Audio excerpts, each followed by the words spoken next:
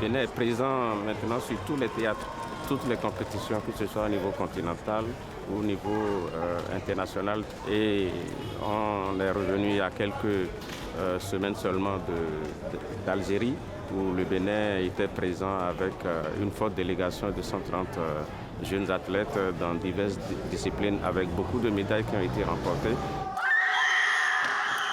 Au niveau du basket 3x3, nous avons travaillé avec l'accompagnement du gouvernement. Le Bénin est parti de la dernière place en Afrique pour se retrouver à la première place en Afrique depuis 1 an, et nous faisons tout pour maintenir notre position. Le Bénin aujourd'hui est dans les 25 meilleures nations de basketball 3x3 au monde. Des terrains de jeu aux podiums internationaux, le parcours est tracé. Le basket 3x3 symbolise cette ascension. Hier dernier, aujourd'hui premier en Afrique et demain face aux géants mondiaux. Le Bénin ne participe plus, il gagne. À cause de nos performances de l'année 2025, nous sommes qualifiés pour le mondial en Chine, nous sommes qualifiés pour la Coupe d'Afrique des Nations et voilà également à Madagascar. Donc tout ça, c'est grâce à l'accompagnement. Le basket 5x5 également a fait de belles performances. Ça s'est passé et voilà, pour des rangs qu'on n'avait jamais occupés au niveau des Jeux de la francophonie à Kinshasa, il y a 2 ans, au niveau de l'Afro-CAN, il y a 2 ans également à Abidjan, et puis au niveau du basketball, également des plus jeunes, les U16, les U18.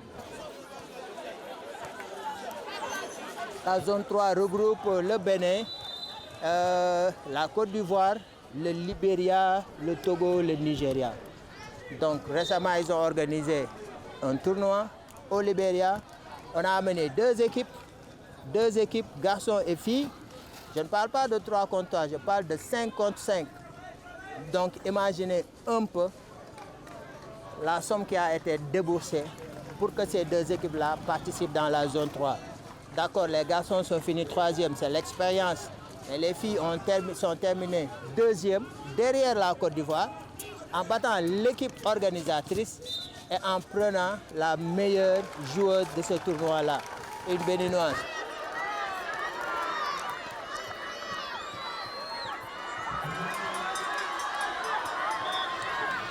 Depuis 60, c'est en 2018, le Bénin a décroché pour sa toute première fois une médaille d'or à un championnat d'Afrique.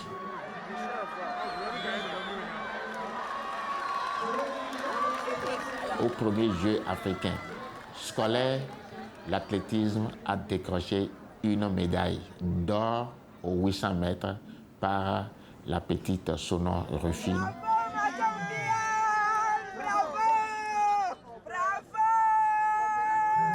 Au championnat de la région 2, le Bénin a eu 15 médailles, dont 6 en or, classant le Bénin 3e.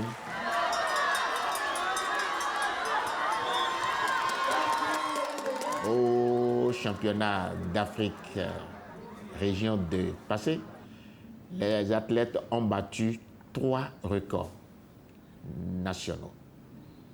C'est-à-dire aux 1500 mètres hommes, le record est battu.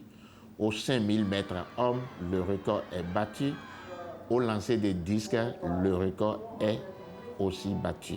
Les records individuels ont été améliorés. C'est ainsi que nous pouvons parler de Sanwekwa Odette, qui a eu la médaille d'or au 800 avec 2 minutes 03 secondes. Aujourd'hui, j'ai pu améliorer mes performances. C'était à 2,07, 4,79. Aujourd'hui, j'ai fait 2,03, 4,21. Je suis tellement très content, très fier de moi-même. Pour la toute première fois depuis 60, le Bénin a décroché la médaille de bronze au championnat du monde en salle par Yarigo Noélie aux 800 mètres.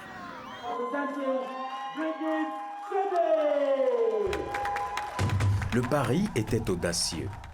Détecté très tôt, formé continuellement, accompagné durablement. Les classes sportives sont nées. Dans chaque commune, chaque département, on identifie, On encourage, on fait grandir. L'élite ne tombe pas du ciel, elle pousse ici, parmi nous. Avant 2016, on a voulu construire notre maison sportive par le toit, ce qui n'a pas marché, ce qui s'est soldé par des échecs successifs. Avec l'arrivée du gouvernement Talon, un diagnostic a été posé par rapport à ces déboires que nous rencontrons au niveau de nos sélections nationales. Et les résultats de ces analyses ont prouvé que nous n'avons pas un système intégré de détection et de formation de nos talents.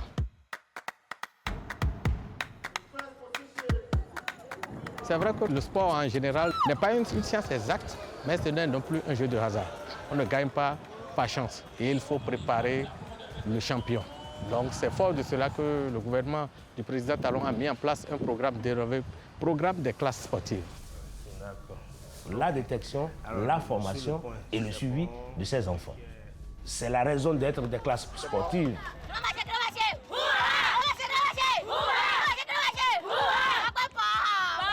L'organisation donc, de championnats scolaires, ça commence par les communes. Tous les CEG qui se sont inscrits dans une commune font des rencontres. Et le meilleur de cette commune est dégagé sur toute l'étendue du territoire. Et ces meilleurs CEG qui ont été vainqueurs lors de ces compétitions au niveau de la commune viennent à la seconde étape, qui est l'étape départementale. Donc nous avons les CEG des communes vainqueurs d'un même département qui s'affrontent encore pour dégager le CEG du département qui serait représenté au niveau national, à la phase nationale, tel était le cas cette année, en juin dernier, à Plahoui.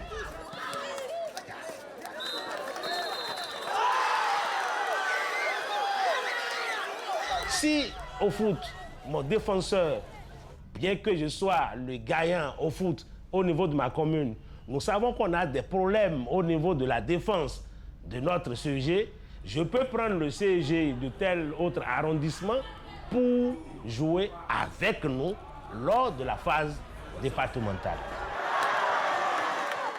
Si au niveau départemental, je deviens vainqueur dans ma discipline et je dois venir à la phase nationale, j'ai également la possibilité de pouvoir compléter ou changer ou détecter d'autres de mon département pour faire partie de mon équipe. Ce qui fait que, au final, à la phase nationale, nous pouvons avoir comme représentants du CEG Basila, par exemple, des enfants de Kopargo, des enfants de Djougou, puisque ces CEG, ces enfants sont dans le département de la Donga. Donc voilà comment nous faisons déjà pour avoir une élite sportive à l'intérieur.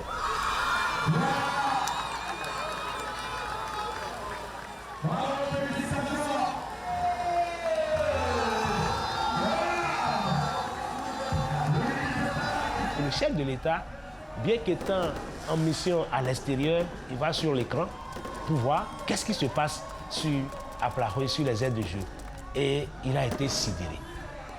Et à la fin, à son retour, il a fait appel au ministre des Sports, la ministre du Numérique, la DGSRTB, pour dire, écoutez, je suis fier de vous. Je souhaiterais qu'avant la fin de ces vacances, vous me réorganisez une autre compétition au profit de ces Jeux. Et l'idée de la Ligue nationale scolaire est née.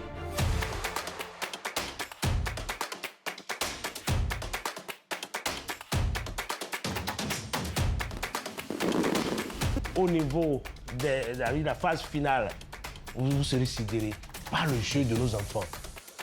On renvoie le ballon, on tente de mettre le ballon là dans le dos de la défense et la tête.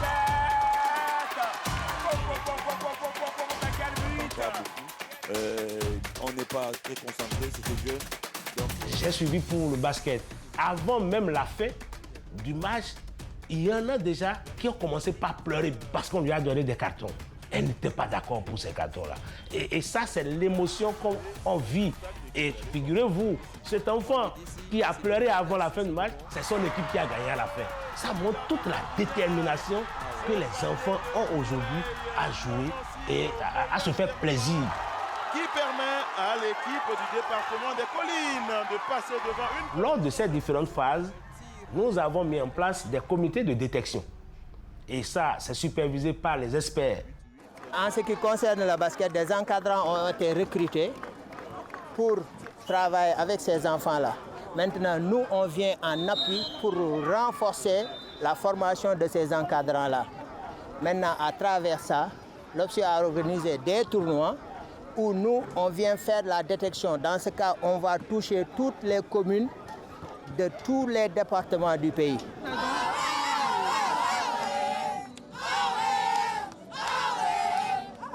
Et cette émotion, cette fierté, elle n'est pas que dans les regards des enfants. Elle est aussi dans ceux qui les forment. Des centaines d'encadrants recrutés, formés, déployés. Le sport béninois se structure match après match. L'État a recruté plus de 675 encadrants sportifs qui sont mis à la disposition donc, de nos apprenants sur toute l'étendue du territoire. Mais on a essayé également de recadrer un peu les choses avec l'apport des enseignants d'EPS. Pour le faire, il y a eu une évaluation d'abord. Parce qu'une chose est d'être enseignant d'EPS, la seconde chose, c'est d'avoir la capacité d'encadrer les enfants. Parce que l'éducation physique et sportive, c'est différent donc du coaching. Ce qui fait qu'aujourd'hui, nous avons près de 1322 encadrants qui s'occupent des élèves. Ils sont déployés dans les établissements et leur objectif est de former les jeunes talents que nous avons.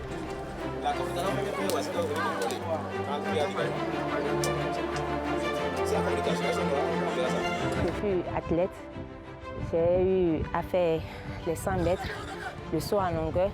Donc quand le programme est venu, le PJ est arrivé, donc le gouvernement a lancé un appel aux anciens athlètes ou bien aux personnes qui ont eu à suivre un encadrement sportif pouvant intervenir pour le programme. Donc c'est à partir de là, j'ai déposé les dossiers et j'ai été retenue. Ça va, on revient. Voilà. C'est le coup, c'est bon. Nous avons au niveau du ministère également recruté des entraîneurs des catégories d'âge au profit de 5 fédérations, athlétisme, basket, foot, hand, volley. Et nous avons mis en place surtout des directions techniques nationales, recruter des directeurs techniques avec des adjoints et des structures jusqu'au niveau départemental. Et donc c'est tout cet ensemble-là qui est un environnement maintenant favorable au développement de l'ensemble des sports. L'investissement est total. Stades municipaux, centres de formation, académies dédiées. Le terrain n'est plus un obstacle, mais un tremplin. Ici, on construit l'avenir avec les pieds, avec les mains, avec le cœur. Le projet phare, si je peux dire ainsi, que le gouvernement a réalisé au bénéfice du sport en général et du football en particulier, c'est le projet de construction des 22 stades municipaux.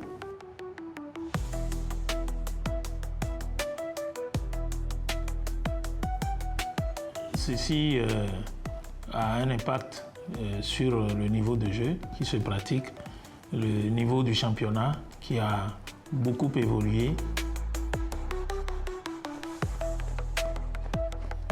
Je me souviens que 10 ans derrière, quand vous allez assister à un match de football, tout se passait comme sur des champs de patates.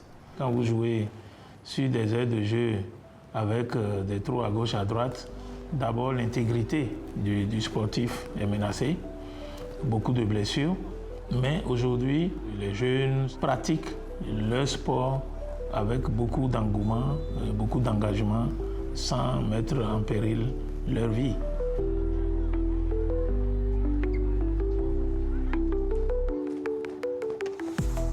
Non seulement le gouvernement a construit les stades, mais le gouvernement a mis en place le mécanisme d'entretien et de suivi. Quand une aire est fissurée quelque part, très rapidement, nous prenons la photo et nous envoyons au directeur des infrastructures du ministère, qui fait le nécessaire pour que cette fissuration soit réparée. Le gouvernement n'a pas mis de guichet pour que quand il y a une rencontre, il y a un match, que l'on vende des tickets. C'est gratuit.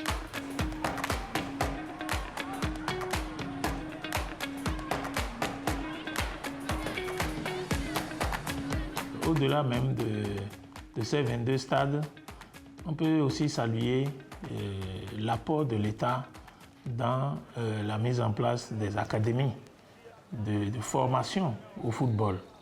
On peut citer, entre autres, le centre de formation de Ndali, même si au départ, effectivement, c'était une initiative de la fédération, le gouvernement est venu en appoint pour faciliter la finalisation des infrastructures et aussi participer au fonctionnement au quotidien de ce centre-là. Mais je peux aussi parler de Misreté, qui a bénéficié, au-delà des investissements de la FIFA et de la Fédération béninoise de football, d'autres infrastructures complémentaires telles que les terrains de jeu, tels que les collèges, parce que ces centres-là désormais sont dotés de collèges d'enseignement pour permettre aux enfants, aux pensionnaires, d'avoir à disposition l'ensemble des infrastructures socio-éducatives qui contribuent à leur formation. Le plus important où le gouvernement a vraiment posé sa marque, c'est le centre de formation de football féminin à Lokossa. C'est encore un chantier. Si tout va bien d'ici la fin de cette année, ce centre sera aussi fonctionnel et va abriter uniquement les jeunes filles et les initier, les former à la pratique du football. Je crois que c'est quelque chose d'unique dans la sous-région. C'est un chantier qui nous est très cher et nous tenons à ce que ce chantier soit vraiment non seulement bien fait, mais fait aussi dans le délai. Les techniciens nous ont rassuré que tout se passera à bonne date. Nous sommes actuellement ici.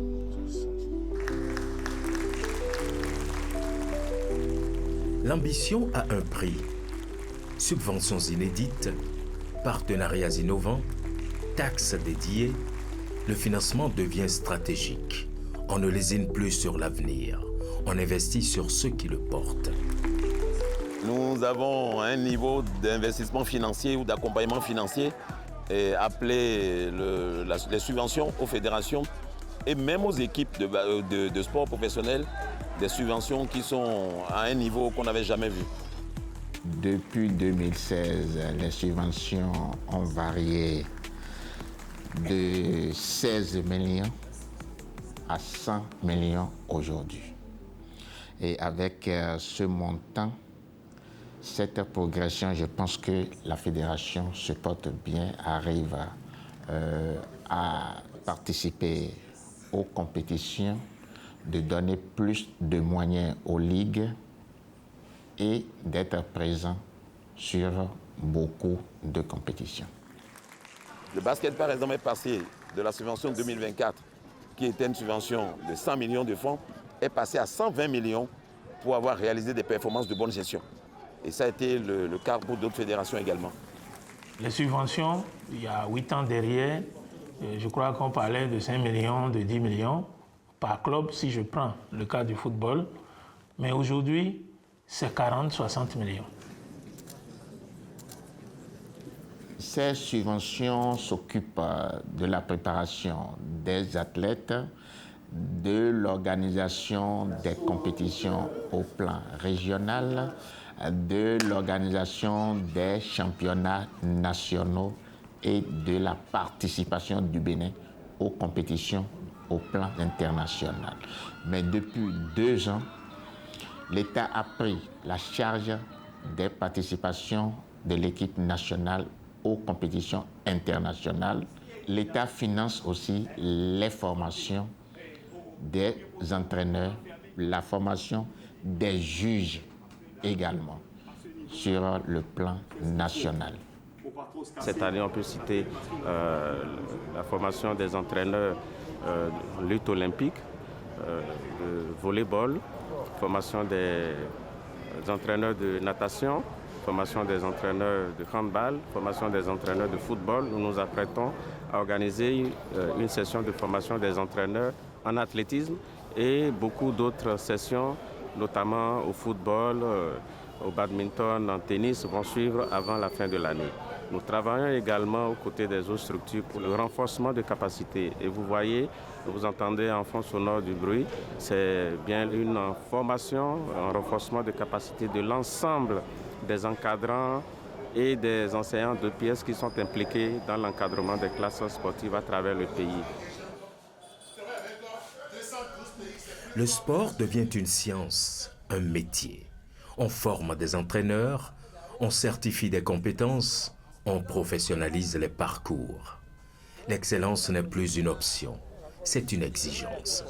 Chez moi au Sénégal, je vais donner, ça ne me dérange pas de donner l'exemple du Sénégal. Quand tu veux faire une formation, tu sors ton argent pour payer d'abord les frais de la formation. Maintenant, tu sors encore ton argent pour te loger, tu sors ton argent pour te nourrir et ensuite aller faire une sélection pour pouvoir faire une formation. Ce qui est totalement différent ici, c'est le gouvernement, à travers les fédérations, le ministère des Sports qui prend tout en charge. Sur le plan du financement, on peut aussi mettre un accent sur la TDS, la taxe de développement du sport, et les grandes sociétés qui font au-delà d'1 milliard de chiffre d'affaires. L'État, avec cette réforme, leur permet de mettre 1 pour 1000 à la disposition du sport béninois. La valeur économique du sport de compétition est énorme. Et les pays, les entreprises, les clubs qui ont des champions ont des retombées énormes aussi. Et c'est pour ça que nous avons dû créer cette taxe nouvelle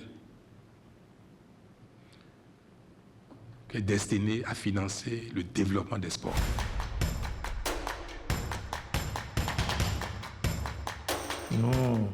Nous avons travaillé sur le volet sponsoring. C'est ainsi que nous avons quand même pu mobiliser un sponsor officiel pour le championnat, par exemple, de football, en l'occurrence Celtis, qui est désormais met à la disposition des équipes qui participent au championnat un minimum de ressources pour les accompagner. On a donc ce partenariat qui est déjà là en place, qui est signé pour 5 ans et qui va permettre vraiment d'apporter un complément à l'action de l'État dans le cadre du financement du football en particulier. À 98%, c'est des innovations. Les classes sportives n'existaient pas. Les championnats patinaient. La formation de jeunes officiels n'existait pas. La formation des entraîneurs, des encadrants n'existait pas. Ce sont des projets nouveaux. C'est des innovations qui ont commencé depuis 2016. Elles se sont dit que hier c'était leur finale. Alors, est-ce qu'elles ont joué leur finale avant l'heure? L'histoire est en marche. La jeunesse béninoise a désormais des modèles, des structures, des rêves à portée de main. Ce qui se trame dans les stades et les écoles dépasse le sport. C'est une nation qui se redécouvre, fière, unie, ambitieuse.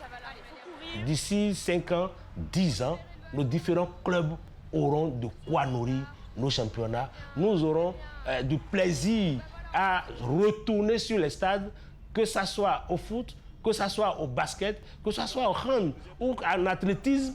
Vous allez voir ce que font nos jeunes. Et ça, c'est le résultat des classes sportives. Ce qu'il faut souhaiter, c'est que ce travail soit maintenu dans le temps. Et on se donne rendez-vous d'ici 2 ans, 3 ans. Et je pense que le Bénin va vraiment faire entendre son nom au plan mondial ou tout au moins africain. Moi, personnellement, mon ambition est de voir notre œuvre commune produire ses fruits au plus haut niveau. Si Dieu nous accorde la santé, nous allons voir ce que nous avons commencé ensemble, aller le plus loin possible. Nous allons voir le Bénin gagner une Coupe d'Afrique.